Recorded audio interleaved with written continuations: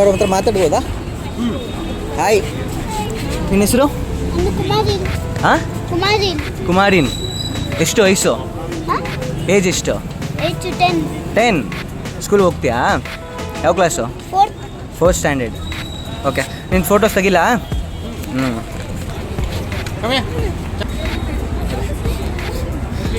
ನಿನಗೆ ದೊಡ್ಡವನಾದ್ಮೇಲೆ ಏನಾಗಬೇಕಂತ ಇಷ್ಟ? ನಿನಗೆ ಏನಾಗಬೇಕಂತ ಇಷ್ಟ? ಹಾಂ, ಫೈಟರ್ ಜೆಟ್ ಓಡಿಸ್ಬೇಕಂತ ಆಸೆನಾ? All the best. ಹಾಂ, ಸ್ಮೈಲ್ ಮಾಡಬೇಕು.